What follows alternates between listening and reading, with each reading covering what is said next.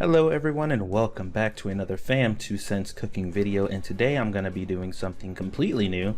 Something not only have I never made, but I've never even tried it before, and that is a curry, which I don't know, I've never had it.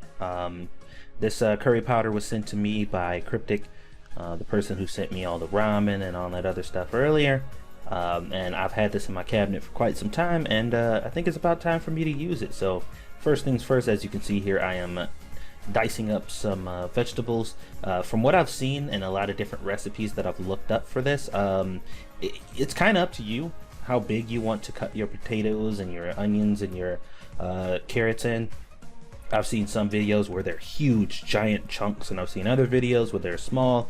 I've seen some videos where they're minced almost, like chopped so finely that, you know, they just kind of dissipate into the sauce or whatever.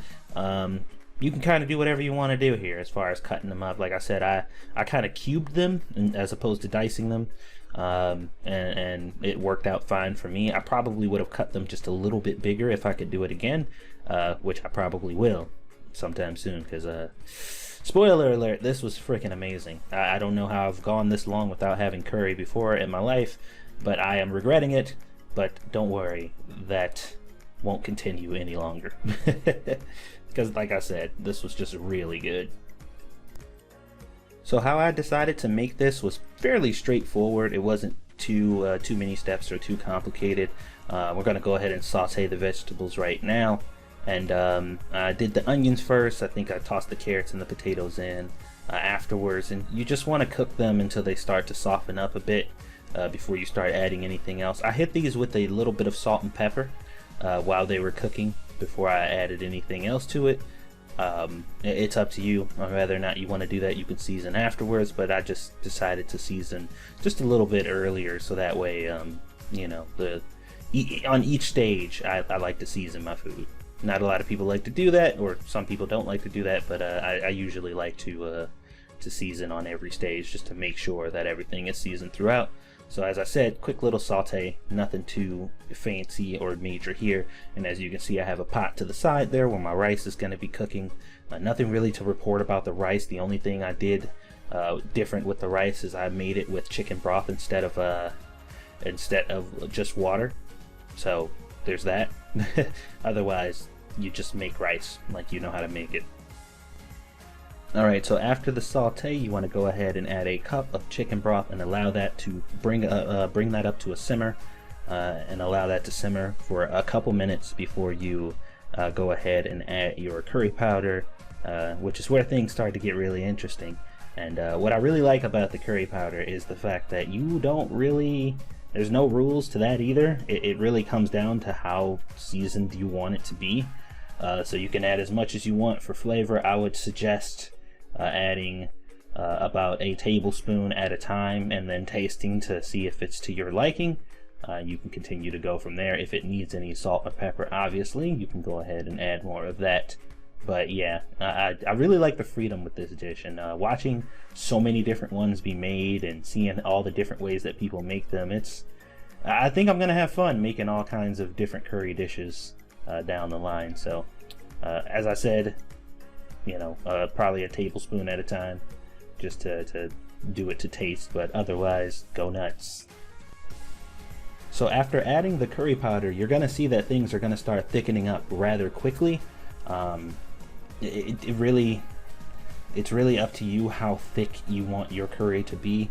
Once again, after checking so many recipes, I've seen very thin curry, I've seen very thick curry. So it really, like I said, it's really going to be up to you exactly how thick or thin you want it to be. So here, you after you add the powder, you probably want to, based on what your liking is, either add more broth or add more powder, or, you know, whatever. Or even if you want it to be even thicker, maybe even add a slurry of cornstarch and water if you want it to be even thicker than it already is. As I said, it is completely up to you. Now, one thing I have not mentioned up until this point is this is a Katsu Curry. Now, this is some chicken katsu that I made a little while back. Well, actually, the katsu in this video isn't old. Like, this was like the next day or whatever. But I heated it up in the air fryer because my air fryer is my preferred method to heat things up. I don't really like using the microwave. So I heated it up in the air fryer, and I'm going to go ahead and cut this katsu and put it over my rice, and then the curry over the katsu, and enjoy it like that. Like I said, very versatile. You can kind of use what you have, pull out some leftover meat if you had it from that and use it with it. Like I used the katsu. It's kind of a free-for-all. You can kind of do what you want, which I like because, you know, I ain't the greatest at following rules and recipes.